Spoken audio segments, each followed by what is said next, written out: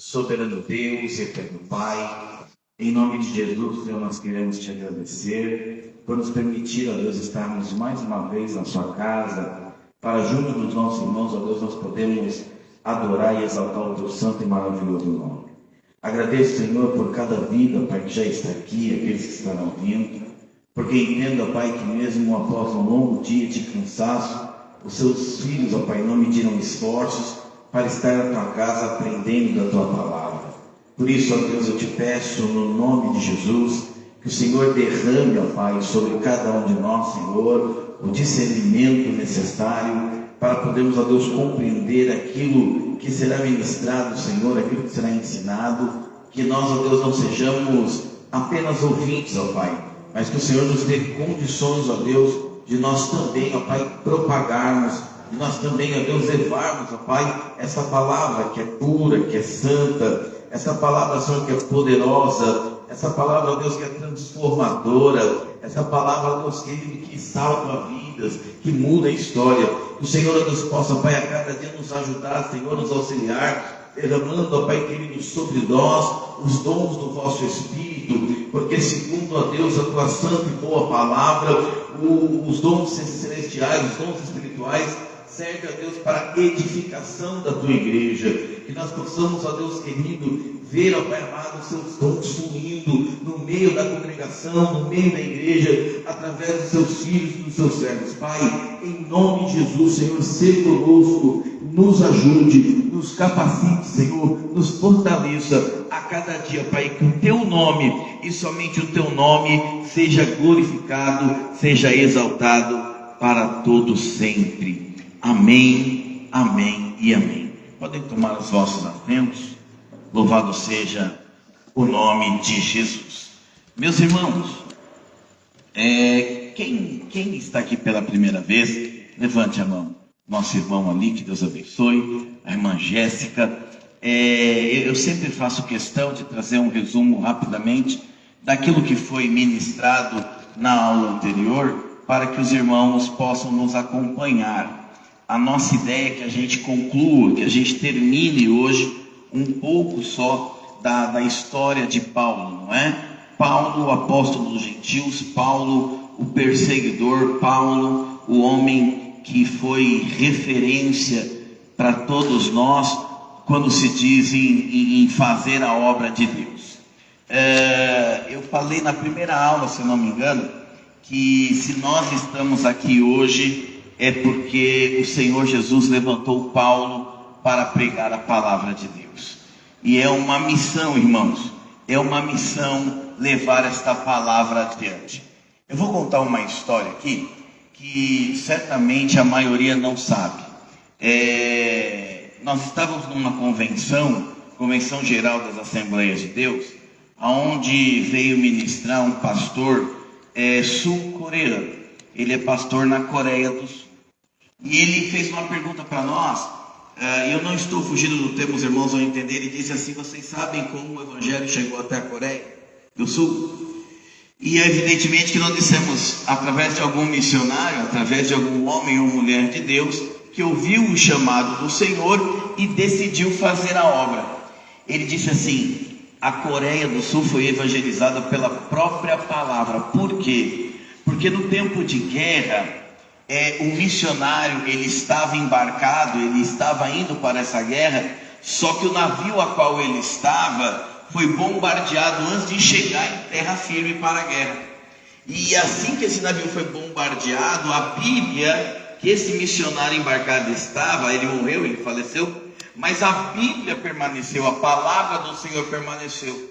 E um dos generais pegou esse livro, até então desconhecido para eles, e começou a ler, e através dessas leituras, ele foi transformado pelo poder da palavra. Ou seja, a palavra de Deus, a Bíblia Sagrada, chegou primeiro do que o missionário. Por que eu fiz questão de falar isso, irmãos? Porque Paulo foi assim. Paulo, ele aceitou o chamado, e ele enfrentou muitas adversidades, mas não deixou de fazer a obra de Deus, não deixou de pregar a palavra de Deus. Agora, perceba que Deus havia dado uma ordem para os discípulos de pregar o Evangelho, de evangelizar, de falar do amor, de dar continuidade àquilo que Cristo ensinou aos seus discípulos, aos seus apóstolos. Só que a Bíblia diz que eles não queriam ir, era confortável ficar em Jerusalém. Então Deus vai permitir uma perseguição para que se cumpra a obra e a vontade do Senhor, e através desta perseguição o Senhor Jesus vai ter encontro com Paulo, e Paulo então começa a obra missionária. Paulo então começa a implantar as igrejas até o Evangelho chegar até nós. Então, irmãos, o que eu quero dizer com isso? Eu quero dizer, irmãos, que nós precisamos de alguma forma pregar a palavra de Deus aonde nós estivermos. Ela é poderosa para mudar vidas, para transformar história. Nós temos que dar continuidade ao que Paulo começou. Eu digo, irmão, uma coisa que talvez às vezes pode ser muito dura, mas é uma grande realidade. Nós vivemos numa época em que nós somos egoístas, que nós queremos o evangelho só para nós. Por quê, pastor Rez? Porque a gente não fala do evangelho para ninguém. Nós temos dificuldade em pregar o evangelho. Nós descobrimos ao longo da história, ao longo do tempo, que tem muito crente, irmãos, que é igual o James Bond, sabe? Ele é um crente que ninguém sabe que ele é crente. No trabalho não sabe que é, na família não sabe que é, tem medo, tem vergonha, tem anseio de dizer que é cristão. Quem já veio aqui estudar conosco, sabe que eu gosto de dividir algumas histórias que eu tenho, não é? Irmãos, escute isso. Quando eu aceitei a Jesus, eu morava na favela em São Paulo. E quando eu aceitei a Jesus, eu era conhecido na favela, sabe? A gente era conhecido na quebrada, né? Então, quando eu aceitei a Jesus, irmão, eu tinha que comprar uma Bíblia. Afinal, eu tinha aceitado a Jesus. Eu fui comprar uma Bíblia, eu cheguei na livraria e falei assim: olha, eu quero a menor Bíblia que você tiver. Por quê? Porque eu tinha vergonha de dizer que eu tinha aceitado a Cristo. Porque as pessoas na favela iam olhar para mim e pensar o que de mim? O que aconteceu com esse moço que era respeitado, que era conhecido na quebrada? E quando o culto acabava, irmão, eu pegava a Bíblia e colocava na calça, dentro da calça, colocava a camisa por cima e ia embora. Só que o evangelho, irmão, ele é tão poderoso, que eu não precisava dizer para ninguém que eu era crente. As pessoas diziam para mim assim: o que aconteceu com você? Você não fala mais palavrão, você está diferente, você está transformado.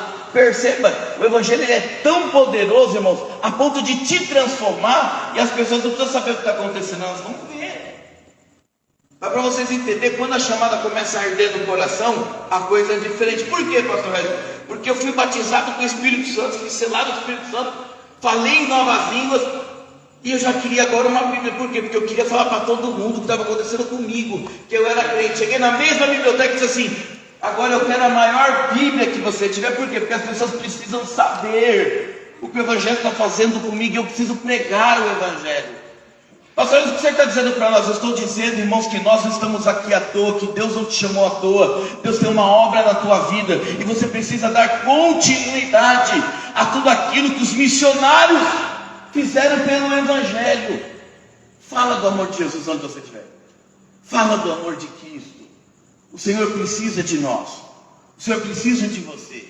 Aleluia. Pastor Rez, mas eu não conheço muito bem a Bíblia. Como é que eu vou falar do amor? Irmãos, o maior testemunho, eu sempre falo isso, é aquilo que Deus está fazendo com você, é aquilo que Deus fez por você. É o maior testemunho. Depois da cruz, evidentemente. Mas nós vamos dar continuidade ao que Paulo começou. Amém? Aleluia. E você pode perceber, irmãos, que Deus gosta daqueles cabras, né? Um coração duro. E deixa eu contar uma outra história para vocês. Aleluia. Glória a Deus. O evangelho ele é transformador, sim ou não? Irmãos, eu tinha, quando a gente era menorzinho, né, pequenininho na favela, e na favela, irmãos, não sei se os irmãos aqui conhecem, favela não tem calçada. Favela é a porta dos comércios, a porta da casa, você passa, o pé é a rua. E tinha muito culto. E eles abaixavam uma porta de ferro e deixavam a outra aberta, porque era perigoso. A igreja estava ali, mas junto com a igreja tinha o tráfico, né? E aí o que nós fazíamos, irmão? Nós pegávamos rojão, olha a cabeça, pegava rojão e mirava rojão na porta das igrejas. Pastor, por que você está dizendo isso? Porque Jesus gosta desses, irmãos. Jesus tem o prazer de converter aquele que na cabeça das pessoas não tinha condição nenhuma de ser transformado. Por quê? Porque a vida dele tem que ser exemplo. A vida de Paulo era exemplo. Aonde Paulo estava, as pessoas sabiam. Aleluia. Nós somos exemplo. Você pode olhar para o seu irmão e dizer assim: você é exemplo. Você acha que ninguém está te vendo? Você acha que ninguém está te observando? Tem pessoas que estão olhando para você.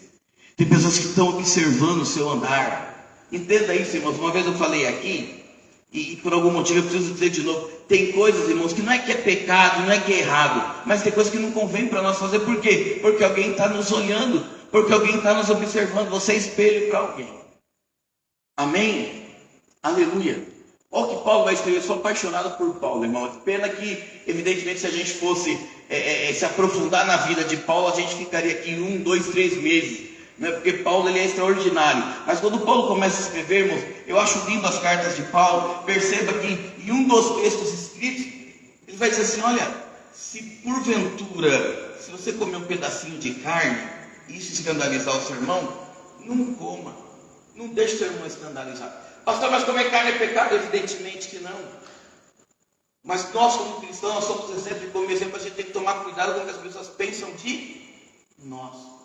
Paulo aprendeu isso um pouco tarde, mas aprendeu.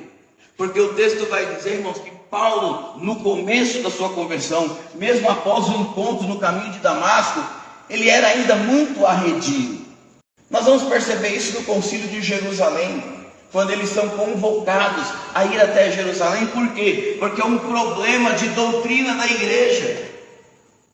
A igreja tem um problema. Sim ou não? Não. A igreja é santa, imaculada, a igreja é de Cristo. O que tem problema são os ministérios que são administrados por... Aleluia. Nós vamos ver o encontro de Paulo e Pedro. Paulo e Pedro discutindo. Por quê? Porque Pedro, quando estava com os judeus, era judeu. Quando estava com os gentios, era gentil.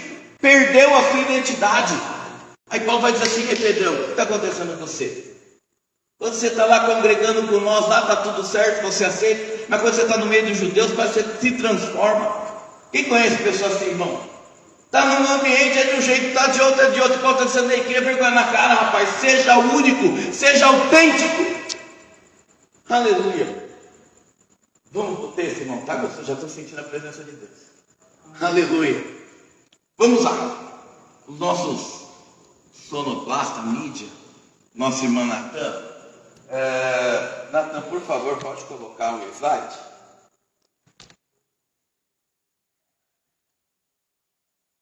Paulo, o perseguidor se torna perseguido. Ou seja, após o chamado dele, eu até comentei com a igreja, o Senhor Jesus ele é tão extraordinário, irmãos, que ele, quando te chama para realizar uma obra, ele sempre vai dizer para você o que vai acontecer contigo.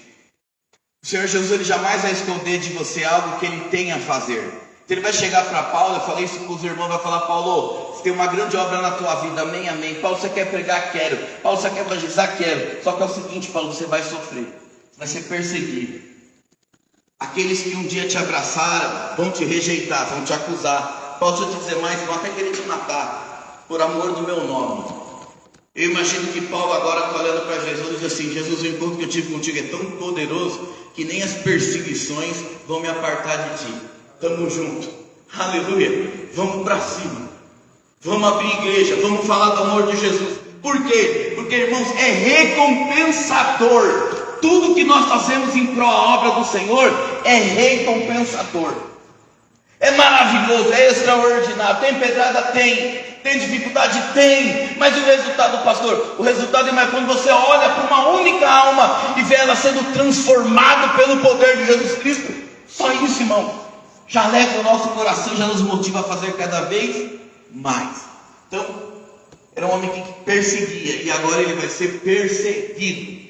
O ministério de Paulo em Antioquia, eu falei na aula passada que Barnabé ele é um dos responsáveis. Ele agora vai para Antioquia para fiscalizar a obra, para pastorear a igreja. Só que ele vai se lembrar de Paulo. Em que momento que ele se lembra de Paulo? Porque Paulo, quando foi convertido, depois foi para Jerusalém, Barnabé, irmão, foi o único que abraçou Paulo, porque a igreja fechou a porta. A igreja fechou a porta porque tinha medo que Paulo não tinha sido convertido de verdade.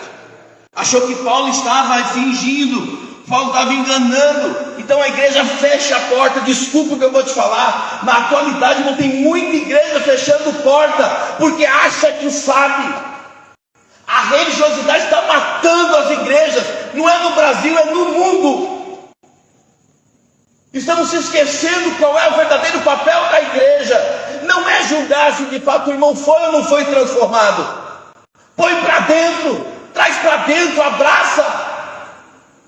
Porque o nosso papel, irmãos, é só falar do amor de Cristo. Agora o papel de convencer a pessoa do pecado é o próprio Espírito que se encarrega. Eu não posso de forma alguma julgar alguém. Não posso. Aleluia. Não tenho esse direito. Mas Barnabé entendeu que Deus era na vida de Paulo. Então, no primeiro momento, Barnabé abraça. Depois de um período, a Bíblia diz que Barnabé vai para a igreja e ele se lembra de Paulo. O que é se lembrar de Paulo? É reconhecer o chamado que Deus tinha na vida de Paulo. Falei terça-feira sobre isso, né, pastor? Nós precisamos reconhecer o ministério que Deus tem na vida do nosso irmão. Isso é sadio para a igreja. É sadio para a igreja. O Senhor Jesus, para que a obra seja feita, o Senhor Jesus não pode contar com uma única pessoa. O Senhor Jesus conta com um grupo de pessoas. E esse grupo de pessoas vai se transformar na igreja de Cristo na terra. Cada um tem a sua função. Então Barnabé agora ele está olhando, está reconhecendo o ministério de Paulo. Aqui ele está dizendo assim, ó, Paulo tem condições muito melhor do que eu de apacentar a igreja.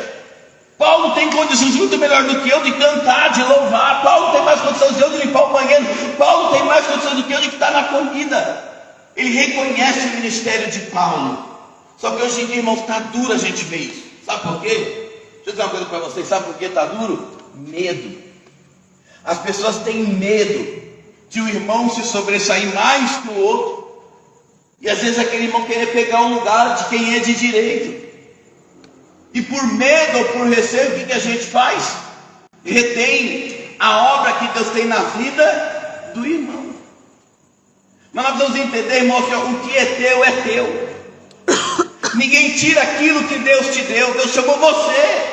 Então nós não temos que se preocupar, muito pelo contrário, apoiado na certeza e na convicção daquilo que Deus tem para a minha vida, eu tenho que auxiliar o meu irmão. Eu tenho que ajudar ele. Eu tenho que reconhecer o ministério que Barnabé vai buscar Paulo e dizer assim, Paulo, tu é melhor que eu nessa área, cuida aí. E a Bíblia diz, irmãos, que após um ano a igreja continua em pleno crescimento. E só após um ano que o Espírito vai reconhecer, vai dizer assim, não, agora unja os meninos, porque os meninos estão prontos. Aleluia, aleluia. Todo mundo passa pelo teste, irmão, não tem como não passar. Nós só vamos saber se o irmão de fato tem ou não a chamada quando a gente vê ele trabalhando, quando a gente vê ele fazendo. E não é da noite para o dia. Isso demanda de tempo. Eu não sei se eu posso dizer isso, mas se é uma coisa que eu tenho saudade, irmãos, dos tempos antigos. Quem tem mais de 10, 15, 20 anos de evangelho aqui? Não precisa nem falar a tua idade, meu irmão, já sei. Se de evangelho tem 20, né, pastor? Já. Aleluia. Fala a Deus. Oh, glória. Escute isso.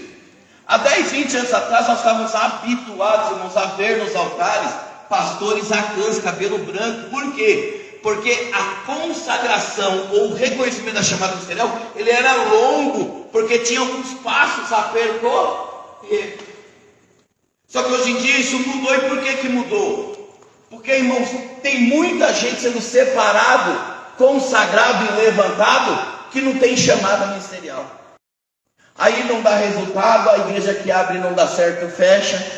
E aí quem perece é a obra do Senhor. Então todos nós estamos de alguma forma sendo analisados. Por isso que Paulo vai escrever assim, tudo que você for fazer, faça de todo o seu coração, Se entrega, faça com vontade, sabe? Não reserva nada, não, deixa tudo aqui. Trabalhe na obra do Senhor com intensidade. Aleluia, glória a Deus. Então vamos seguir. Então Barnabé, reconhecendo, vai levar Paulo para Antioquia, e é aqui que nós vamos ver a palavra, né, cristãos, o significado de ser cristão. É a primeira vez que aparece. Próximo. A primeira viagem missionária de Paulo. Irmãos, aqui é interessante, por quê? Porque Paulo, ele entendeu que o chamado dele não era local. Ele entendeu que ele precisava percorrer, não é, as cidades, levando, dando continuidade naquilo que Cristo e os seus discípulos fizeram. Então, a igreja de Antioquia, em pleno crescimento, o que ela vai fazer agora? Ela vai pegar esses missionários e vai enviar eles para fazer a obra do Senhor. A igreja de Antioquia custeou, pagou todas as despesas, tudo que esses homens precisavam para poder dar continuidade à pregação do Evangelho. Escute uma coisa, irmãos, toda igreja, ela tem que ter dentro do seu DNA o desejo e o anseio de fazer missões, de levar a palavra adiante. Se a igreja de Cristo não tiver essa visão, está errado, está equivocado, não é o índio de Jesus. Aleluia, não é. Então eles vão levantar esses homens para fazer a obra. Então a Bíblia vai dizer que alguns homens foram levantados, Paulo, Barnabé e João Marcos, para poder fazer esse tipo de trabalho. Então eles vão cobrir o ID, que Jesus havia dito lá no livro de Marcos, e vão começar a anunciar a palavra de Deus. Pode seguir. Próximo. Concílio de Jerusalém. Depois de permanecerem um tempo em Antioquia, surgiu uma grande controvérsia na igreja sobre a relação dos gentios com a lei mosaica. Para obter uma solução para esta questão, Paulo e Barnabé foram enviados como representantes para consultar a igreja de Jerusalém. O conselho que estava lá decidiu contra o partido judaizante, e representantes acompanhados por Judas, chamado Barsabas e Silas, voltaram para Antioquia. Ou seja, irmãos, eu fiz questão de dizer isso aqui porque nós vamos entender que o ministério, ele sempre vai haver problemas. O ministério sempre vai haver divergência de opinião ou divergência de visões. Isso é natural em todos os ministérios. O que tem que haver em toda igreja, em todo ministério, é uma coisa chamada respeito. Respeito a quem? Ao próximo também, mas respeito às autoridades constituídas por Deus, porque a própria palavra fala a respeito disso. A própria palavra fala a respeito disso. É igual, irmãos, quando a gente... glória a Deus por isso. Eu louvo a Deus, irmãos, porque a palavra de Deus, ela não deixa dúvida, amém? Ela não deixa dúvida. Quando nós começamos a ler os livros de Apocalipse, por exemplo, a gente vai ver que o Senhor, ele vai entregar algumas cartas a João, que está lá na ilha de Patmos, para que João pudesse levar isso às igrejas. Você pode perceber, quando o Senhor direciona a igreja, é sempre do altar para baixo, nunca é o contrário. O Senhor sempre vai enviar ao anjo da igreja. Quem é o anjo da igreja? É o líder, é o pastor. Por que eu estou falando isso, irmãos? Porque nós vamos entender que, por mais que Deus me dê uma revelação, por mais que Deus me mostre alguma coisa concernente à igreja, antes de qualquer coisa, Deus tem que mostrar para quem? Para o líder, para o anjo, porque é bíblico. E aqui, irmão, nós vamos entender que existe toda uma ordem, toda uma não é decência, mas toda uma liturgia ministerial, uma ordem ministerial, que ela tem que ser respeitada. Perceba uma coisa, Paulo, quando vai para o concílio, ele não chega pondo o pé na porta, porque Paulo sabe qual é o lugar dele, qual é a posição dele perante a igreja. A igreja tinha líder. Então a visão sempre era da liderança para baixo. Então divergência pode ter, mas a gente precisa entender que nós temos que estar enquadrados na visão na nossa liderança. Irmãos, quem já andou de barco aqui? Todos andaram de barco? Glória a Deus. Eu andei de barco aqui, irmão, é uma delícia, né? Eu, quando andei de barco pela primeira vez, foi no Rio Tietê. Quando eu mandei foto para minha família lá em São Paulo, o pessoal falou: vai no hospital, vai ficar doente. Por quê? Porque o Rio Tietê em São Paulo é contaminado, é sujo.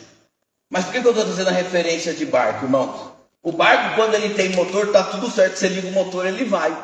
Agora, quando há necessidade de remo, imagine duas pessoas remando, cada um para um lado. O que acontece no barco? Ó, não tem jeito, não sai do lugar. Por isso que o Senhor vai dizer na sua palavra que dois discordando não pode andar junto, não dá para caminhar junto. Tem que todos estar na mesma visão, no mesmo objetivo.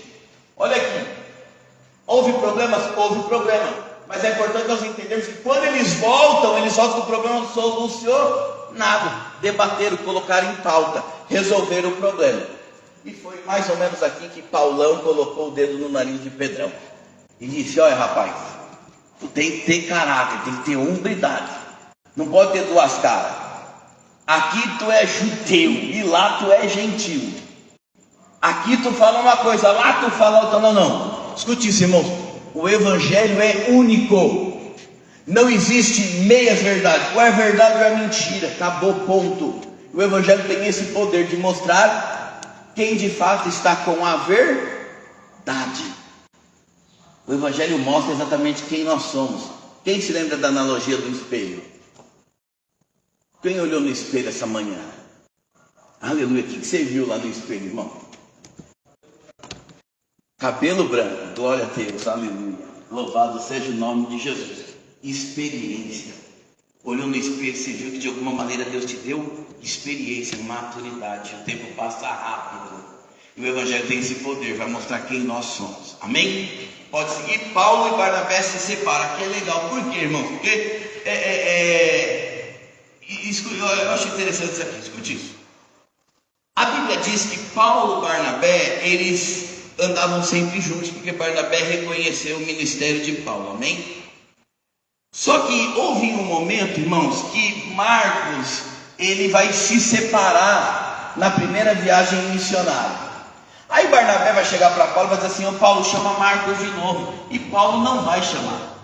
Paulo não vai aceitar. Paulo diz que Marcos não pode andar com eles. Não servia para eles naquele determinado momento. E Barnabé, irmãos, por mais que gostava de Paulo, não aceitou isso. Então eles de alguma forma vão se separar. Mas sabe o que eu acho lindo, irmão? Porque num determinado momento Paulo vai dizer assim: olha, Marcos não me serve agora, deixa ele para lá. Mas vai haver um momento em que Paulo precisa de Marcos. E ele vai dizer assim: me traga Marcos, porque ele para mim agora é muito útil. E sabe o que Marcos faz? Ele atende o chamado de Paulo. A pergunta que eu quero deixar aqui, irmãos, e esse é um culto para isso mesmo, é: se de alguma forma você fosse rejeitado em algum momento, e num outro momento, essa mesma pessoa que te rejeitou diz assim: olha, vem me dar uma força aqui que agora você é útil, qual seria a nossa atitude? O que será que nós faríamos? Eu vou dizer o que eu faria, eu sou honesto, e preciso ser. Não me quis antes, agora vai me querer? É o que nós geralmente pensamos. Mas sabe por que Marcos vai atender Paulo e vai ajudá-lo? Porque mais importante do sentimento de Marcos é a obra de Deus.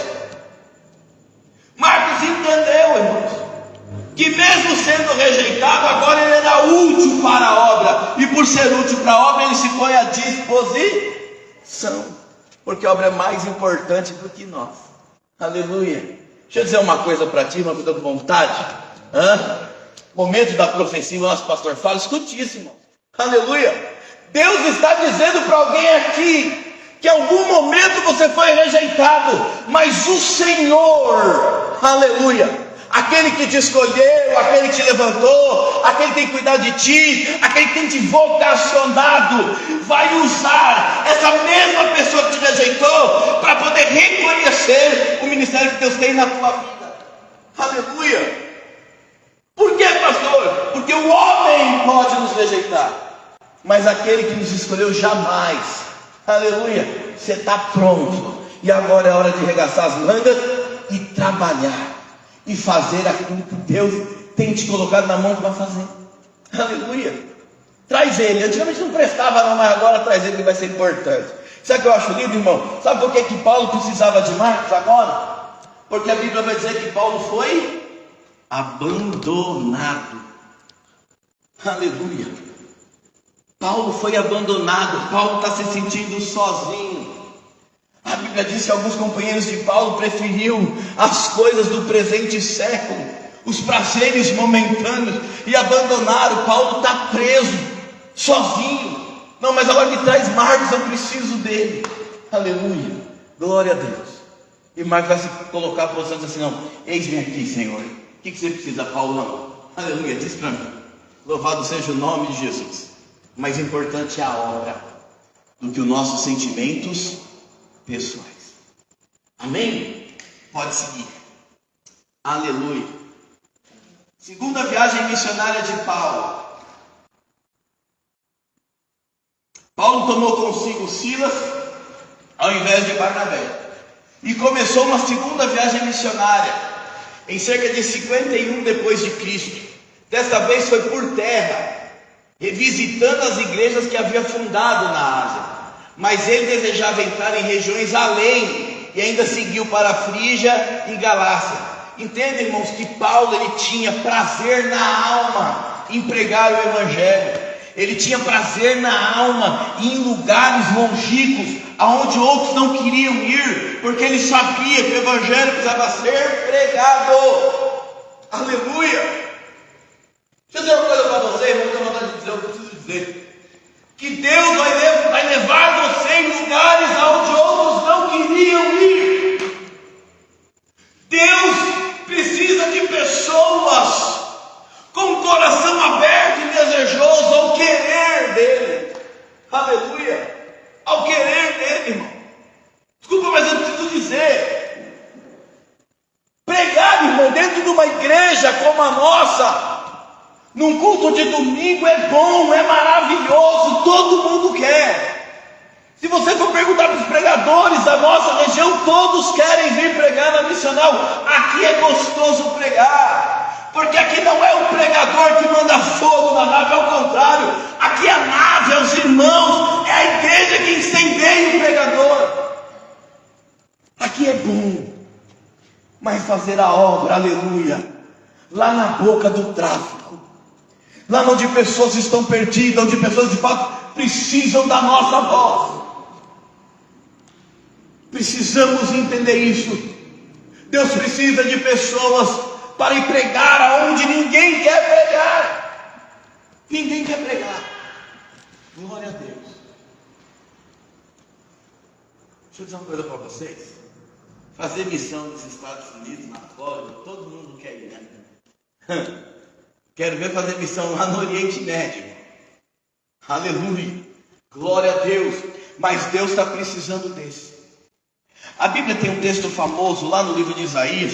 Deus procurando alguém, aleluia, a quem enviar.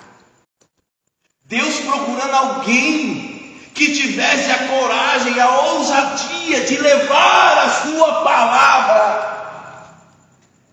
Aí Isaías, ele é tremendo, ele vai dizer: não, Senhor, me envia a mim. Aleluia. Envia a mim, Senhor. Eu amo almas, eu amo a missão, eu quero ir. Só que para ir, irmão, precisa primeiro ser transformado.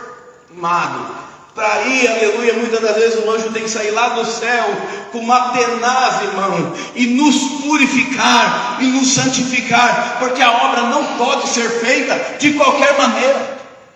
Não pode. A obra tem que ser feita e deve ser feita com ordem e decência. E com pessoas, irmãos, que entenderam, aleluia, a necessidade da santificação e da purificação, porque são canal de bênção para outras pessoas. Pode porventura jorrar duas águas? Pode, não dá, irmão. Precisamos purificar, santificação. O Evangelho é coisa séria. O Evangelho é coisa séria. Aleluia. Infelizmente muitos estão brincando de ser crente, porque ser evangelho agora, irmãos, aleluia, não é uma opção religiosa, é moda. É moda. Tanto é moda, irmãos, que tem pessoas que é evangélico e nunca veio na igreja. Que não é diferente de quando nós nascemos. Lembra quando perguntavam para você, quais são religiões? Você falou assim, eu sou católico, apostólico, romano. Ah, que bênção! Que hora que é o culto lá na igreja? Não sei, eu nunca fui. Eu só sou católico, apostólico, romano. Mas nunca pisei na igreja. Nunca peguei um folhetinho. Aleluia. Glória a Deus. Precisamos ter responsabilidade. Amém? Vamos lá. Contrário à sua intenção, Paulo foi obrigado a permanecer na Galácia por causa de algum tipo de doença. Paulo ficou doente e não conseguiu dar continuidade na sua segunda viagem missionária. Bitínia, uma província na margem do Mar Negro, estava agora diante dele e ele desejava entrar, mas o caminho estava fechado. E o Espírito de alguma maneira o guiou em outra direção até chegar em Troade. Olha que coisa interessante. Paulo queria pregar, o Espírito disse assim, não é aí, é em outro lugar. Quem lembra do livre-arbítrio? Aonde foi o livre-arbítrio de Paulo agora? Não, eu quero pregar a palavra. Não, quem falou que você vai pregar aí? A obra que eu tenho para você é aqui, irmão. Não adianta. Nós somos guiados pelo Espírito Santo. Nós não fazemos aquilo que queremos, mas fazemos aquilo que o Espírito Santo quer que a gente faça. E quando a gente ainda tenta tampar os ouvidos e fazer o que nós queremos, as coisas começam a dar errado. Aí a gente ainda se pergunta, o que será que eu fiz? Sabe o que você fez? Posso falar? Sabe o que você fez? Você não ouviu a voz do Senhor. E quando a gente não ouve a voz do Senhor, irmãos, a gente acaba prejudicando outras pessoas. Se quiser escrever isso, você pode escrever, mas isso aqui não tem no Google. Eu vou explicar biblicamente por que quando você não ouve a voz de Deus, você prejudica outras pessoas. Primeiro que a obra de Deus, ela não começa e para em você, ela começa em você, aleluia, ela começa através de você, mas a obra de Deus, aleluia, ela é maior do que você, ela precisa alcançar outras pessoas. Ela precisa alcançar outras pessoas. Escute isso, a Bíblia diz que Deus vai chegar para um profeta, eu não vou falar o nome do profeta, você vai ter que descobrir, mas aquele cidadão foi engolido por um peixe gigante. Escute isso, irmão. Ele era doido para fazer a obra de Deus. Ele tinha desejo na alma de pregar no Evangelho. Ele pedia isso para o Senhor. Aí Deus diz, então tá bom, então você vai a partir de amanhã pregar lá em Nínive. Tu vai levar a palavra de Deus lá em Nínive. Nínive, onde é Nínive? Nínive é aquele povo lá que mata, que judia, que destrói, que persegue. Aquele povo lá que destruiu alguns familiares. Você não quer fazer a obra? Então você tem que ouvir a minha voz. Olha o livre-arbítrio, escute isso. Para que os irmãos não me entendam como herege, o seu livre-arbítrio tem ponto de partida. Quero repetir isso. O seu livre-arbítrio tem ponto de... Sabe onde foi o ponto de partida? Sabe onde foi o start, o on? Quando você aceitou a Jesus. Quando você aceitou a Jesus como único e suficiente Salvador, acabou o seu livre-arbítrio. Agora você não manda mais em nada. Quem manda é o Senhor Jesus na sua vida. Escute isso. Aí aquele profeta vai descer agora para a região portuária, por quê? Porque ele tem uma missão, ele tem que ir para Nínive. Aí ele chega na região portuária e começa a se lembrar que o pessoal de Nínive é perigoso. Ele começa a entender que olha, vou passar por alguns apuros, por algumas dificuldades. Aí qual é a opção dele, irmão? Ele chega no porto, tem dois barcos, um vai para Nínive, outro vai para trás. O que ele faz? Primeira coisa que ele faz, ele entra no barco errado. Aleluia. Ele entra no barco errado e a Bíblia diz que uma tripulação inteira vai perecer por conta do erro de... Aleluia. Mas sabe o que eu acho lindo, irmãos? Deus, ele é tão soberano, escuta isso. Escuta isso. Deus, ele é tão soberano que até quando você erra, Deus vai pegar o teu erro, a tua situação, para ensinar outras pessoas. Olha o que acontece. Ele entrou no barco errado, sim ou não? Deus disse para ele, vai para a direita. Ele falou, não, eu vou ficar aqui na esquerda que é melhor. Como se ele soubesse que era melhor para ele. Deus está falando com alguém aqui, viu? Como se você soubesse que é melhor para você. Escute isso. A Bíblia diz que a tripulação vai perecer. Mesmo assim, todos se convertem. Aleluia. Porque Deus é misericordioso, irmãos. Aí Deus vai fazer o profeta mudar a rota. De que forma? Da melhor forma possível. Escute isso. Vai saindo lá na sua casa. O texto diz assim, ó: no ventre do inferno. Dá até um... Ó, no ventre do inferno, Jonas clamou ao Senhor. Olha o que faz uma pessoa tomar uma atitude errada. Vai ter que clamar no ventre do inferno. O ventre do inferno aqui é dificuldade, é limitação, aleluia. Vai ter que clamar, irmão. E quando clama, o que Deus faz? Ouve. E ao ouvir, vai dizer: não, agora você está onde eu preciso que você esteja. Então você vai para a praia correta. Você foi para o lugar errado, agora você vai para o lugar certo. Aleluia. Glória a Deus. Deus vai entender, irmão? Você não faz o que você quer. Você faz aquilo que o Senhor quer para a sua vida. E quando nós tentamos, passamos por alguns apuros. Vou voltar aqui ao texto. Paulo queria, mas o Senhor diz: não é momento. Paulo chegou a Atenas, mas ficou pouco tempo. Os atenienses o receberam com desprezo. E ele nunca mais visitou a cidade. Paulo foi rejeitado. Paulo foi rejeitado, irmão. Bom, dá para entender como é que alguém rejeita Paulo? Como é que alguém fecha as portas? Como é que a igreja fecha a porta para um homem desse? Maior missionário. Pois acreditem, se fechou. Mas mesmo com as portas fechadas, a obra não deixou de ser pregada. Mesmo com as portas fechadas, Paulo continuou cumprindo o seu chamado. Sabe por quê, irmão? Porque Paulo não dependia dos irmãos para fazer a obra. Paulo dependia apenas do Senhor. Se o Senhor for comigo, as portas podem estar até fechadas, mas eu vou continuar fazendo a obra dele. Por quê? Porque no momento oportuno as portas se abrirão. Aleluia. No momento oportuno as portas se abrirão. As portas não podem permanecer fechadas às ordens de Deus ou ao comando de Deus. Deus sabe o momento certo de abrir e sabe o momento certo de fechar. Amém? Vamos seguir. Ele então foi para Corinto, a sede do governo romano, e permaneceu lá 1 ano e meio, trabalhando com muito sucesso. Enquanto esteve em Corinto, escreveu suas 2 cartas à igreja de Tessalônica, suas primeiras cartas apostólicas, e depois partiu para a Síria. Deixa eu só abrir um parênteses aqui. Quem aqui tem curiosidade de ler na Bíblia Sagrada, ou de entender um pouco mais a respeito da volta de Cristo? Levanta a mão. Aleluia. O tema, escute isso, o tema do acampamento da nossa igreja é Maranata. A palavra Maranata, ela aparece na Bíblia Sagrada, quantas vezes alguém sabe dizer? 2 vezes apenas. A palavra Maranata não é uma palavra nem em hebraico nem em grego, é uma palavra em aramaico.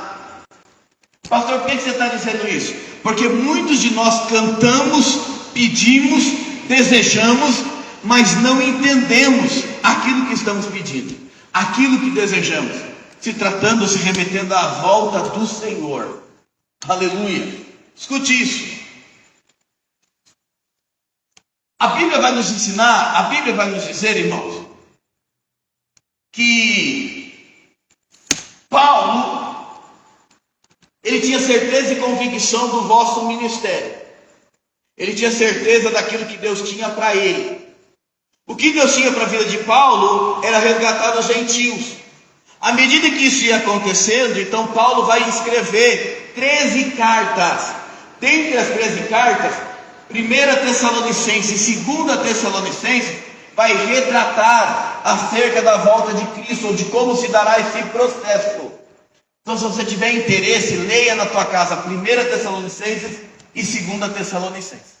Aí vai aparecer 1 milhão de dúvidas. Glória a Deus por isso. Amém? Aí é só marcar um horário com os pastores, e eu tenho certeza que os pastores vão ter o prazer de ensinar e de falar acerca do arrebatamento da igreja. O arrebatamento da igreja, para alguns, é perturbador, mas para aqueles que têm convicção, aleluia, da sua salvação, daquilo que Deus tem para ti, é esperança. Paulo, aleluia, ele vai escrever dizendo: olha, morrer para mim é... Aleluia. Eu não posso nem começar a falar muito, irmão, porque a mensagem que eu estou preparando, que eu estou estudando para sexta-feira de abertura. Amém? Aleluia. Glória a Deus. Vamos seguir aqui.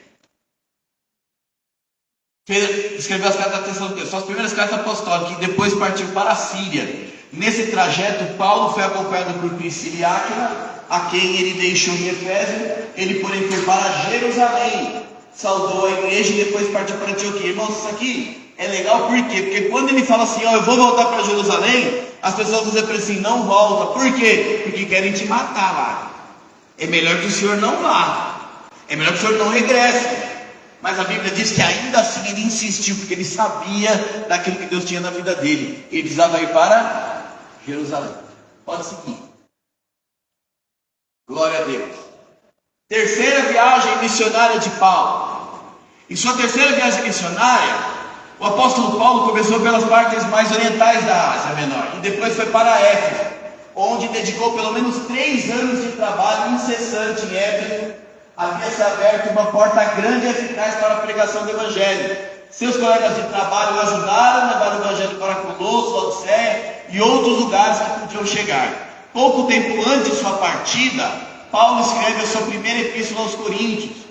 Os ourives de Efésio, que sente o perigo para a venda de imagens por causa da pregação de Paulo. Então Paulo, irmãos, olha só, ele fundava as igrejas e essas cartas que eram direcionadas era justamente ou por correção ou por orientação.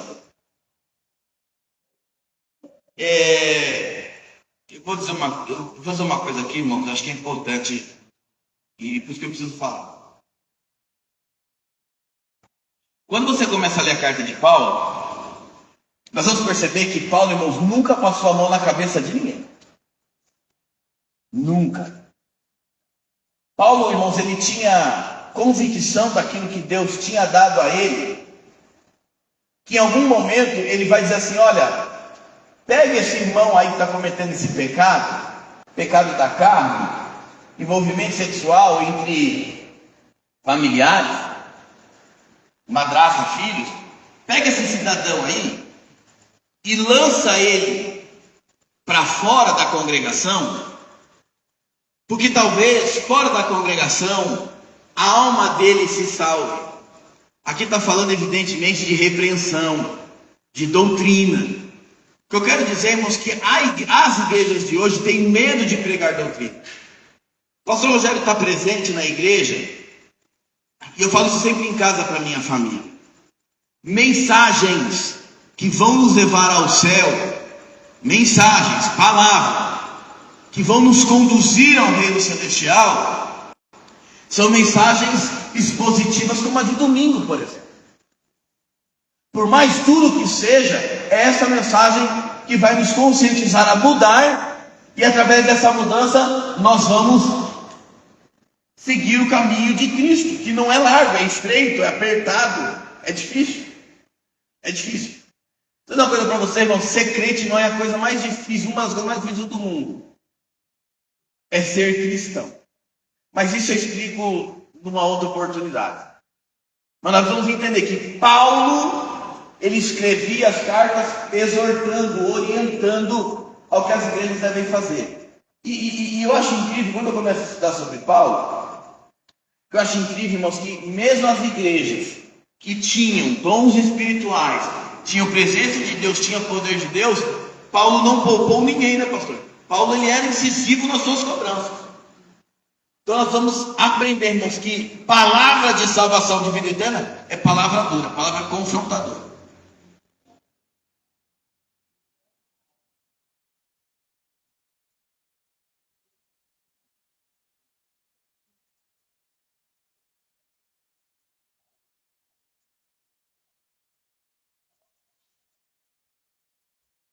Vamos lá. A senhora pode falar no microfone para que todo mundo ouça?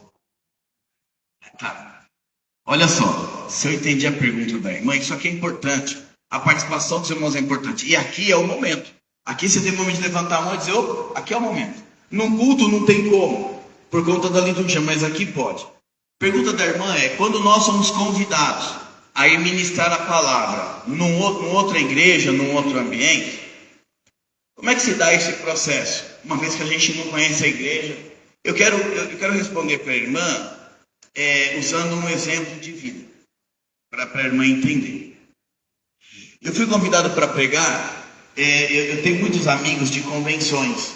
Então, o pastor presidente da convenção das Assembleias de Deus do Espírito Santo, eu estava no Espírito Santo a trabalho, e ele me fez um convite para o pastor Regis. O senhor está no estado? Estou. O senhor não quer pregar em uma das nossas igrejas? Da convenção? Eu falei assim, claro que eu vou. Ele me pegou no hotel, o pastor local me pegou no hotel, e eu entrei no carro, a primeira pergunta que ele me fez foi o seguinte: o senhor sabe onde o senhor está indo pregar? Eu falei, não sei. O pastor só disse se eu tinha disponibilidade. Eu falei que sim. Ele falou, amém, ele quer. E eu, irmãos, eu cheguei no hotel por volta de 3 meses mais ou menos, dobrei meu joelho e comecei a orar, o coração apertado. Falei até para minha esposa, eu falei assim, eu estou preocupado porque meu coração está vazio, eu não tenho mensagem, eu não conheço a igreja, eu não sei o que Deus quer tratar com a igreja. E orava, irmãos, a mensagem não desceu para o coração.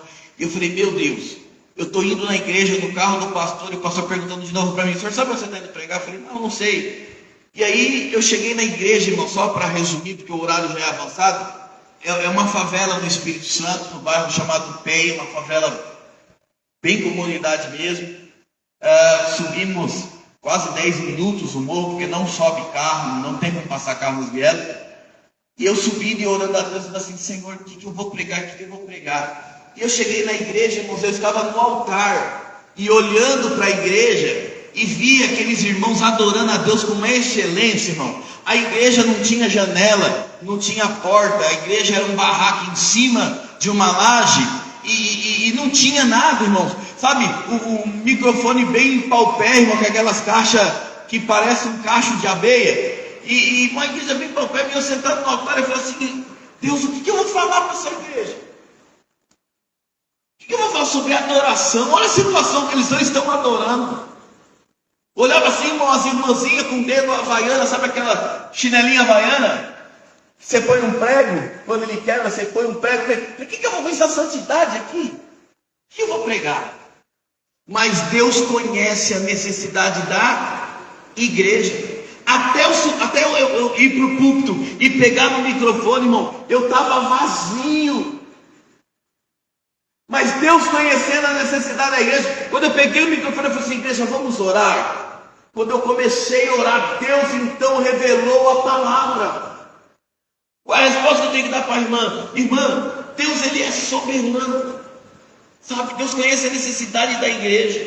Eu posso de repente pregar uma mensagem aqui, e dentro da mesma mensagem, eu vou pregar num outro lugar, Deus vai tratar de forma diferente. Aleluia. Quem já ouviu o termo dizer que a palavra do Senhor se renova a a palavra de Deus se renova a cada dia? Vou perguntar de novo, a palavra de Deus se renova a cada? Isso é mentira. Aleluia. Pastor Regis é doido. Isso é mentira. Por quê? Porque a palavra de Deus não precisa de renovação, irmão. A palavra de Deus ela é poderosa, ela é eterna, ela é única.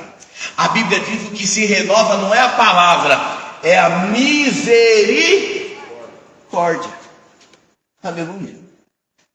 Não sei se eu consegui responder a irmã, mas Deus conhece a necessidade da igreja. Irmãos, olha só, uma vez nós fomos para um evento em José Bonifácio, e eu saí de casa e o Espírito Santo falou para mim assim, prepara, porque você prega hoje. Eu falei, impossível, porque eu não sou o pregador da noite, eu estou indo apenas para prestigiar. E o Espírito Santo começou a me incomodar. E assim, os irmãos já me conheceram, quando eu começo a chorar é porque eu estou sendo tratado pelo Senhor. Não é porque eu estou triste, não é porque eu estou em pecado, não é porque eu estou... Não! Quando eu começo a chorar é porque o Espírito Santo que habita em mim está trabalhando, está me dando alguma coisa.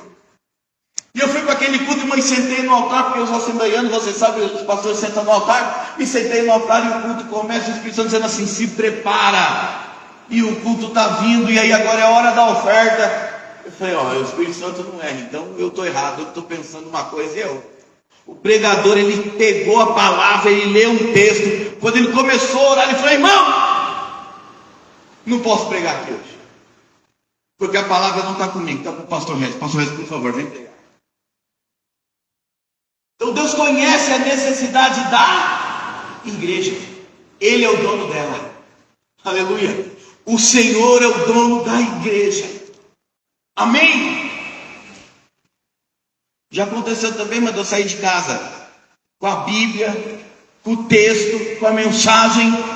Aleluia. Sabe aquela mensagem que você fala assim, hoje eu vou arrebentar? Eu não gosto desse termo, já falei para vocês. Mas sabe aquela mensagem que está ardendo no teu coração? Quando você chega no culto, os louvores começam, daqui a pouco o Senhor ele tira uma mensagem e coloca aquela que ele queria de fato falar com a igreja. Não posso falar agora. Vamos seguir. Tem dois tipos de pregador. Preciso falar. Aleluia. Tem aqueles pregadores, irmãos, que dobram o joelho no chão e dizem assim, Senhor, eu sou apenas um instrumento. Me ajuda, coloca a mensagem no meu coração. Aonde o Senhor quer que eu fale com a igreja? Qual é o texto que o Senhor quer que eu use? Aí depois que você termina a oração, você vai para a Bíblia.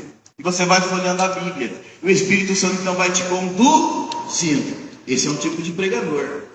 Existe aquele tipo de pregador que é diferente. Que ele abre a Bíblia, escolhe o texto, lê e depois ele vai orar. Senhor, fala com a igreja nesse texto. Fala com a igreja nessa mensagem que está no meu coração. Pastor, o que acontece com esse segundo tipo de pregador? Deus usa ele poderosamente. Por quê? Porque a palavra dele é do Senhor. Aí o que o Senhor vai fazer? Você começa de um jeito, mas você não consegue. Você termina do jeito exatamente que Deus quer. Aleluia. Vamos seguir. Pode. Terceira viagem de Paulo. Posso escrever as primeiras cartas aos Coríntios? Pois não se sentiu perigo para a venda de males, pregação de Paulo, em Troade, em consequência do relatório que Tito trouxe de Corinto, ele escreveu sua segunda epístola para... Deixa eu só dizer uma coisa para vocês. Quanto de terça-feira a gente pode falar isso aqui? Escute só. Tito, homem de Deus, vai fazer um relatório e vai levar para Paulo e ele vai dizer o que a igreja está fazendo. Como que a igreja está? Se fosse no dia de hoje, sabe o que a gente falava de Tito? Tito é o fofoqueiro. Tito foi lá para o pastor Rogério lá e falou o que estava acontecendo no culto dos jovens. Tito, irmão, deixa eu dizer uma coisa para você. Quando nós nos preocupamos com a obra do Senhor, não é fofoca, é zelo. O apóstolo Paulo escreve dizendo assim, analise-se o homem, pois a si mesmo. Porque se a gente se analisar, nós vamos ser julgados por ninguém. Deixa eu dizer uma coisa para você, irmão, bem rasgada assim. Você não quer que ninguém fale da tua vida? Não, pastor, então não erre, então não peque, então não dê motivos. Não estou dando direito às pessoas a falar da tua vida, mas estou te ensinando o meio de você poupar. Estou te ensinando o meio de você não ter aborrecimento.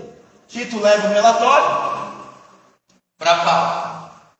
Ele escreveu sua segunda epístola para aquela igreja, tendo passado provavelmente a maior parte do verão e o outono na Macedônia. Deixa eu dizer uma coisa para você. Em alguns textos Paulo diz assim, eu tenho escutado. É porque alguém falou. É porque alguém... Não, deixa eu trocar esse termo aqui, irmão. É porque alguém que aguentou o cara, né? Se ele tem ouvido, ele diz, alguém está levando informação. E não tem problema nenhum levar informação, irmão. O problema está em errar, em pecar, em transmitir. Isso tem problema. Aleluia. Quando é gelo, quando é preocupação, não tem problema nenhum. Sabe, chegar para o pastor já dizer, você dá força para o irmão lá, que o irmão também está bem. Dá uma ajuda lá, que o irmão se continuar assim, ele vai ao alvo. E é bíblico. A Bíblia diz assim, quando você vê o seu irmão dando seta para a direita, chega lá para ele e diz, irmão, está errado, não é assim. Aí quando você falou para o irmão não aceitou, a Bíblia diz assim, leva ele ao santo, você vai lá um pastor lá, não é crente cagueta, é crente zeloso. Aleluia. Glória a Deus. Deixa eu dizer uma coisa para você. Eu preciso terminar, mas deixa eu dizer uma coisa para você, irmão. Você está numa cena do crime. Você não cometeu crime, mas você está na cena, você está vendo. A polícia chegou e te pegou. Você é levado como cúmplice. O cúmplice, a pena ela é menor do que quem fez, sim ou não? Nós temos advogados aqui, não? Temos um doutor? Glória a Deus, meu irmão. Por que você não fala para mim? Vai que eu falo alguma coisa errada, o pastor já me dá para passar a pastoral. É isso? a pena é menor, mas o cúmplice também leva a sua pena. Legal. Pastor, o que você quer dizer? Eu quero dizer, irmão, que se você souber que seu irmão está no pecado, no engano, e tu não fala nada, tu é cúmplice. Amém? Aleluia. Pastor, e qual é o julgamento? Se você não se arrepender, vai para o mesmo lugar. Amém? Aleluia. Salvação individual, sim ou não? Cada um cuide da tua. Eu sempre briguei com a minha esposa, dizendo a ela, o dia que a gente for arrebatado, eu seguro no teu pé. Por quê? Porque eu tinha certeza que ela ia para o céu e eu não. Pastor, explica isso. Eu vou explicar, irmão. Vou explicar para vocês como é que eu me converti de verdade. Porque tem gente que vai passar uma eternidade na igreja e não se converte. Vou dizer para vocês como é que eu me converti de verdade. Duas situações. E se você rir, você vai para o lugar que eu ia. Nós morávamos na favela e a igreja é num porão. Não tem janela. É num porão, é embaixo. E aí a gente estava cultuando a Deus, irmão. E aí houve uma explosão muito grande na favela. Uma explosão muito grande. Aquele barulhão, aquele estudo. E aí apagou a luz do morro inteiro. A igreja, aquele silêncio. O Rodrigo, um amigo, ele ficava do meu lado assim, volta Jesus, estou pronto. Vem me buscar, Senhor. E eu falava assim, Jesus, não vem. Aleluia. Ele gritava do meu lado, volta Jesus, eu estou pronto. Eu falava, Senhor, tem misericórdia de mim. Hoje não. Aleluia. É engraçado, irmão. Mas foi terrível. Foi terrível. E por que foi terrível? Porque eu comecei a entrar em desespero e a minha voz, quando eu comecei a entrar em desespero, minha voz começa a aumentar o tom. E eu comecei a gritar na igreja, Jesus não volta hoje! E a luz voltou. Pum! E todo mundo olhou para mim. E eu, Jesus. Se Jesus volta naquele dia, eu tinha ficado. Eu tinha certeza que eu tinha ficado. Amém? A irmã da rede não é assim, viu? Deixa eu voltar mais. Tá tudo bem. Irmãos, eu pastoreava uma igreja em São Paulo. Aleluia. Estou dizendo isso porque nós temos que ter convicção da nossa salvação. Pastoreava uma igreja em São Paulo e eu estava na igreja, organizando a igreja, e a pastora Carol, junto com o círculo de oração, ensaiando. Acabou o ensaio, a igreja ficava perto de uma avenida. Acabou o ensaio, as irmãs foram embora e eu continuei ali. Daqui a pouco entra um jovem correndo, pastor Reza. Sei o que foi. Essa irmã, não me lembro o nome da irmã, foi atropelada, está lá na avenida caída no chão. Eu desci a rua correndo. Cheguei na avenida, uma avenida comprida, uma avenida larga. Eu cheguei na avenida, eu dobrei o meu joelho, irmão, coloquei a mão assim sobre a irmã, e a irmã estava reta, parada assim, chorando. E ela falava assim para mim assim, pastor, fique calmo. Aleluia. Porque se o Senhor decidir buscar hoje, eu estarei com Ele no céu, pastor, fique calmo. E eu de joelho assim, com a mão nela, e eu chorando, porque eu vi o estado dela. E ela falando assim, vem Jesus. Eu estou pronta. Aleluia. E a lágrima dela escorria. E eu chorando junto com ela, mas dessa vez não porque eu não seria salvo, por ver uma senhora que tinha convicção da salvação que ela tinha em Cristo Jesus. Amém?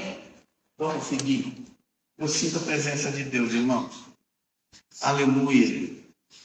Eu sinto a presença de Deus aqui. Pode mudar, senhor, por favor. O apóstolo Paulo, após as suas viagens missionárias, ele vai ser preso enquanto estava em Jerusalém na festa de Pentecostes. O apóstolo Paulo foi quase assassinado por uma multidão judaica no templo. Resgatado de sua violência pelo comandante romano, ele foi levado para uma prisão em Cesareia, onde por várias causas foi detido prisioneiro por 2 anos no pretório de Herodes, sob a autoridade do governador Félix.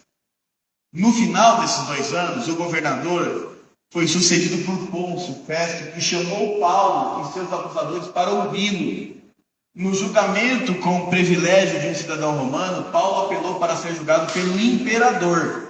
Aqui, irmãos, Paulo ele sabia que a comunidade judaica, eles iriam matar Paulo de alguma forma. Tanto que o Sinédrio aqui, eles vão se unir para que Paulo fosse entregue para eles.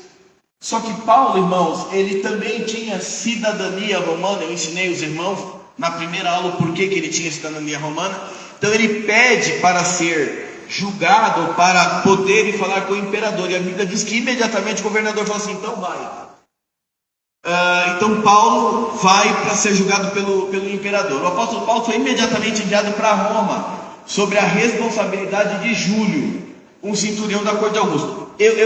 Quem está com a Bíblia aí, abra Atos, por favor, Atos capítulo 23, verso 11. Eu acho que é legal a gente abordar isso. Aleluia, glória a Deus. Atos 23, 11. Diz assim: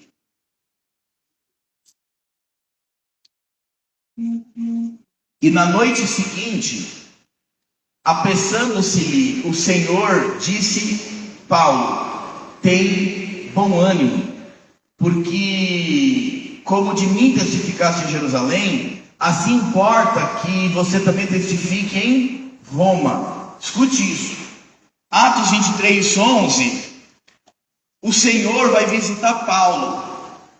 Paulo já tinha falado com o governador. Paulo já tinha autorização para ir até Roma, ser entrevistado pelo imperador de Roma. E agora o Senhor Jesus vai visitar Paulo, vai dizer assim: Paulo, olha, fique tranquilo, anima, porque eu vou te conduzir, eu vou levar você até Roma. O próprio Cristo disse: você vai para Roma. E agora Paulo vai estar sob cuidados do centurião. Só que vocês conhecem a história. Esse navio, ele vai se naufragar. A Bíblia diz que esse navio aqui, ele vai ser levado por ventos fortes, ele vai naufragar. E agora eles vão estar na ilha de Malta. Eu ia falar Patmos. Na ilha de Malta. Paulo agora está na ilha de Malta. E a Bíblia diz que como eles chegaram molhados após o naufrágio, os habitantes daquela ilha vai fazer uma fogueira. E vocês conhecem a história, não vou me delongar na história. O fato é que Paulo vai ser náufrago, vai ser picado por uma víbora. Alguns vão achar que ele vai morrer, não quero me ater aqui.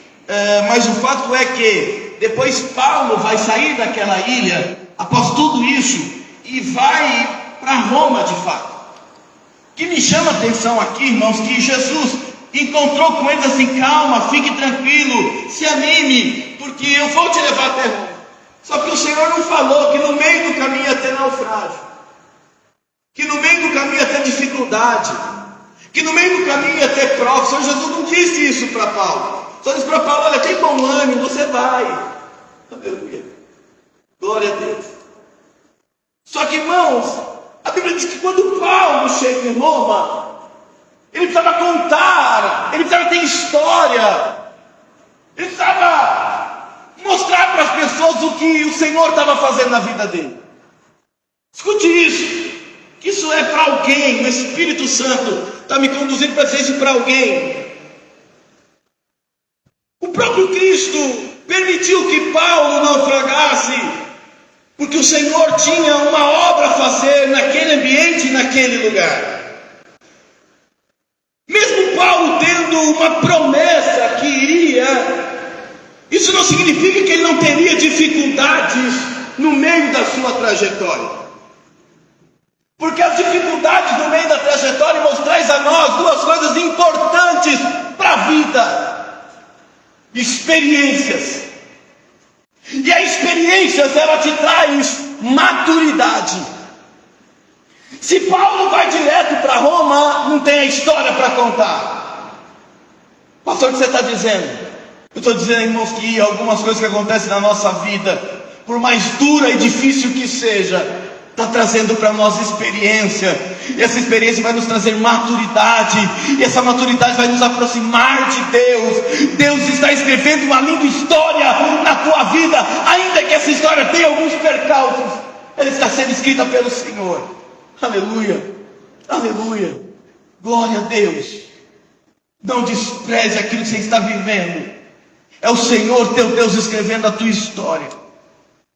Perceba, a Bíblia diz que através da vida de Paulo, as pessoas daquela ilha conheceram a Jesus, foram transformadas. A Bíblia diz que, se eu não me engano, é pai ou sogro, não me recordo agora, se posso já recordar, pai ou sogro do líder daquela ilha estava doente, estava com febre, estava com diarreia, a Bíblia diz. E através da vida de Paulo, aquele homem foi curado, foi transformado, e as pessoas começaram a entender, aleluia, o Deus que aquele homem servia. Não despreze aquilo que está acontecendo na sua vida, ainda que seja algo que está tirando o teu sono, mas isso te trará experiência e maturidade. Amém, irmãos? Vamos seguir. Aleluia. Glória a Deus. O apóstolo Paulo foi em Roma. O apóstolo Paulo foi autorizado a morar na sua própria casa, contratada sob constante guarda militar. Esse privilégio foi concedido a ele, sem dúvida, porque era cidadão romano e, como tal, não poderia ser colocado numa prisão. Os soldados que mantinham a guarda de Paulo eram mudados em intervalos frequentes, e assim ele teve a oportunidade de pregar o evangelho a muitos deles durante esses 2 anos inteiros. Irmão, aleluia. Mesmo Paulo estando preso, ele não deixou de exercer aquilo que Deus havia colocado na vida dele. Ele não deixou de pregar o evangelho. E eu acho isso lindo, irmãos. Por quê? Porque Paulo ele vai escrever dizendo que a prisão dele motivou os cristãos ainda mais a fazer a obra de Deus. Porque as pessoas olhavam para ele e diziam assim: poxa, se ele está preso da condição que ele está, ele não para, ele é incansável. O que nós, que temos a liberdade ou a oportunidade, devemos fazer? Perceba, dentro da provação de Paulo, Deus usava a circunstância, e o evangelho continuava sendo pregado. Glória a Deus. Vamos seguir. Geralmente eu cito os textos e a gente faz a leitura juntos, mas como eu preciso encerrar hoje, eu vou colocar no grupo a partir de quinta-feira, porque amanhã eu estou viajando, todo o ensinamento, tá bom? E os irmãos acompanham em casa. A morte de Paulo. Segundo a tradição, a prisão em Roma chegou ao fim e Paulo partiu em seus trabalhos missionários. Aqui provavelmente se fala muito nas 3 viagens missionárias de Paulo, mas Paulo iniciou uma quarta. Partiu em seus trabalhos missionários, provavelmente visitando a Europa Ocidental, Oriental e Ásia Menor. Durante esse período de liberdade, ele escreveu sua primeira epístola a Timóteo e a sua epístola a Tito.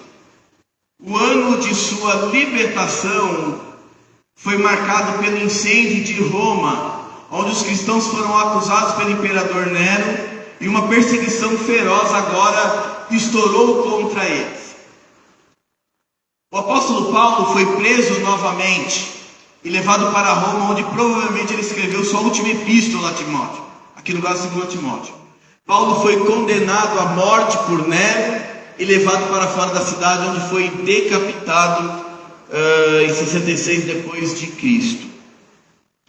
Eu quero encerrar. Eu quero fazer uma leitura. Esse livro aqui é a exposição de Atos dos Apóstolos, escrita pelo Hernandes Dias Lopes.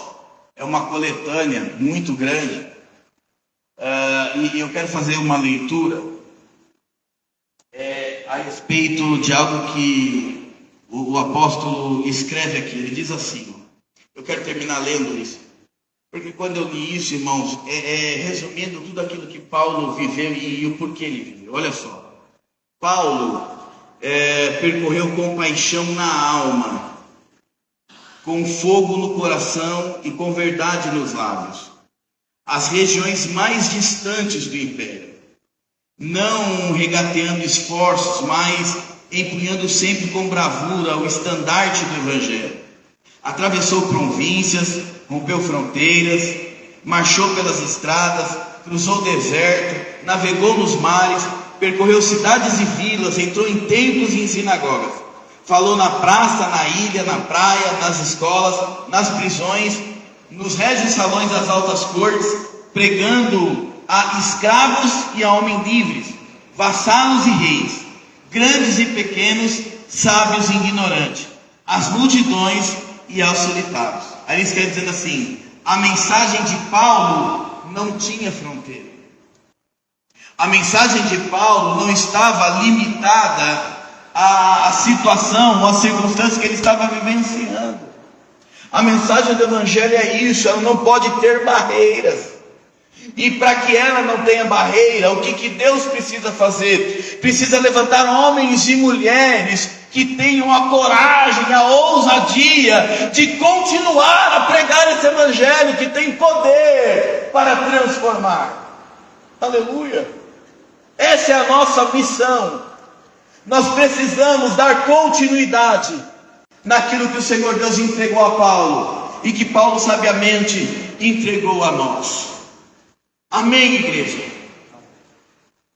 Não existe ninguém que foi chamado para não fazer nada. O Senhor por algum motivo te escolheu. O Senhor por algum motivo viu algo em você que nem você viu. Quando nós começamos a estudar sobre Paulo, eu disse que quando o Senhor escolheu Paulo, porque o Senhor sabia da capacidade que Paulo tinha para fazer com que o Evangelho fosse difundido. Deixa eu dizer uma coisa para você: quando Deus te chamou, quando Deus te vocacionou, Ele sabia exatamente as condições que você tinha. Então levanta a cabeça, arregaça as mangas e faz o que Deus te entregou para fazer. Aleluia! Aquilo que Deus entregou nas suas mãos não é mais e nem menos importante do que aquilo que Deus entregou na mão do irmão que está ao seu lado. Mas ambos precisam fazer a obra de Deus. Ambos precisam dar continuidade a que Paulo iniciou. Para que a gente estivesse aqui hoje, Paulo entregou a sua própria vida. Mas como ele mesmo escreve, que para ele morrer é lucro. Amém? Quero aqui agradecer aos irmãos que estiveram conosco esses 3 dias. Que esses 3 dias Deus tenha falado ao coração de vocês. Amém? E que a gente possa sair hoje daqui da nossa igreja, do nosso ministério, cientes que o mesmo Deus, o mesmo Jesus, que encontrou com Paulo no caminho de Damasco, também encontrou conosco em algum momento. Amém? Eu não sei o momento em que o Senhor te encontrou. A mim me encontrou num domingo, às 19 horas da tarde, numa favela, numa igrejinha de 3 paredes e meia, uma igrejinha do tamanho ali da bateria, em plena favela de São Paulo. O Senhor me encontrou, o Senhor marcou um encontro comigo. Eu não sei quando o Senhor encontrou contigo. O fato é que Ele te escolheu. O fato é que Ele te chamou. Amém? Feche seus olhos, cubra a sua cabeça. Deus, em nome de Jesus, Pai, eu quero agradecer a Ti. Agradecer a Deus por tudo aquilo que o Senhor, ó Pai, nos ensinou através do Teu Santo Espírito. Obrigado, Senhor, por nos mostrar, ó Pai, que mesmo nós sendo falhos, pecadores, o Senhor, ó Deus, nos encontrou, nos capacitou, nos vocacionou, para que a gente, ó Pai, pudesse fazer o Seu querer. Mas nós sabemos, ó Pai, que não é fácil. Como o Senhor mesmo disse, Pai, que Paulo seria perseguido, que seria afrontado, assim também, Pai, somos nós. Por isso, Senhor, eu te peço a cada dia, Pai, nos revista, nos cubra, Senhor. Que o Senhor, ó Deus, a cada dia possa, Pai, nos ensinar e nos capacitar cada vez mais, para que a gente possa, Senhor, dar continuidade àquilo que o Senhor iniciou. Nós estamos, ó Pai, dia após dia, Senhor, buscando a Tua presença, aprendendo, ó Pai, da Tua palavra. Nós estamos, ó Pai, aqui na Sua casa, Senhor, buscando de Ti, Senhor, e pedimos, ó Pai, em nome de Jesus, nos ajude, nos auxilie, nos capacite, derrama sobre nós, ó Pai querido, os dons necessários. A Sua palavra diz, ó Pai, que o Teu Espírito Santo dá a entrega a cada um, Senhor. Eu não sei, ó Pai, quais são os dons que o Senhor tem preparado para nós. O que sei, ó Pai, que é o Espírito Santo que escolhe, é Ele quem vocaciona, é Ele quem derrama. E se isso é real, e eu sei que é, ó Pai, que o Senhor nessa noite, ó Deus, possa eleger homens e mulheres dotados, ó Pai querido, de características necessárias para o crescimento do reino. Que o Senhor, ó Deus, que derrame sobre eles, ó Pai amado, o Teu poder, a Tua unção, a Tua graça. E por que não dizer, ó Pai amado, o dom, ó Pai amado, que edifica a Tua igreja, que é o dom da profecia. Levanta homens e mulheres ousados, Senhor, para que a Tua obra seja realizada. É o que nós Te pedimos e Te agradecemos, em nome de Jesus. Amém, amém e amém. Meus irmãos, eu vou, antes de tirar as ofertas e da bênção apostólica, quem veio os 3 dias, levanta a mão, por favor. Quem esteve aqui os 3 dias? Eu trouxe um livro hoje, Para Onde Caminha a Igreja. Se vocês perceberem, todos os vídeos que a gente está trazendo, tem de alguma forma, está dentro de alguma forma o tema que a gente está ministrando. Para onde caminha a igreja? Irmãos, a igreja hoje, infelizmente, ela caminha na direção contrária ao que o Evangelho nos ensina. E nós não podemos apenas apontar, nós precisamos entender que a culpa também é nossa. Porque o apóstolo Paulo, ele vai nos ensinar que a gente precisa de alguma forma combater as heresias. É um livro muito bacana do Hernandes Dias Lopes, não é? Quem for o sorteado, quem ganhar, estude, esse livro vai falar com vocês. Amém? Vamos lá, pastora? Glória a Deus. Não entendi. Entendi, é que ele está lá e não pode pegar, né? Glória a Deus. Acho que nem merece também, viu? Irmão Natan tem sido bênção nas nossas vidas, né? Glória a Deus. Estou orando pelo irmão Natan. Quem está orando pelo irmão Natan? Levanta a mão. Estou orando pelo irmão Natan para que o Senhor coloque uma bênção na vida dele, irmãos. Porque nenhum ser humano nasceu para viver sozinho. Pastor, eu gosto de Bíblia. A Bíblia diz lá no livro de Gênesis que um completa o outro. Perceba, Deus olhou na terra e viu que não era legal Adão ficar só. Porque a pessoa só, irmãos, ela é triste. Então Deus sempre vai preparar alguém para que nos complete. Então eu estou intercedendo pela vida do irmão Natan. Amém, irmãos? Me ajuda aí, em nome de Jesus. Número 2. Quem é número 2? Glória a Deus. Aleluia. Louvado seja o nome de Jesus. Que Deus te abençoe. Amém. Meu pastor, eu vou devolver a direção ao pastor Rogério, para que ele dê continuidade à bênção apostólica. Amém, meus irmãos? Se os irmãos puderem, ore por nós. Nós vamos fazer algumas viagens. Eu viajo quarta, depois viajo sexta. Só volto no outro sábado. Vou a trabalho numa convenção, numa feira. Interceda pelas nossas vidas. Amém? Fiquemos em pé no nome de Jesus. Graça e paz, irmãos. Vamos orar. Estenda a sua mão, vamos abençoar o professor. Senhor, obrigado pela vida do pastor Regis, o nosso professor, Pai. Tem nos ensinado a Tua palavra com tanta energia, com tanta garra e determinação. Senhor, nós temos entendido que, como o apóstolo Paulo, Senhor, nós também devemos, ó Pai, a tempo e fora de tempo, levar a Tua palavra. Senhor, hoje eu fui impactado por essa verdade mais uma vez. Eu aprendi muito aqui, Senhor. Seu filho vai viajar esses dias, ser com ele. Proteja-o, leve-o e traga-o, Senhor, segundo a Tua vontade. Amém e amém. Que a paz do nosso Deus, Que a graça do nosso Senhor e Salvador Jesus Cristo, que a doce comunhão e consolação do Espírito Santo esteja sobre todos vós. Amém?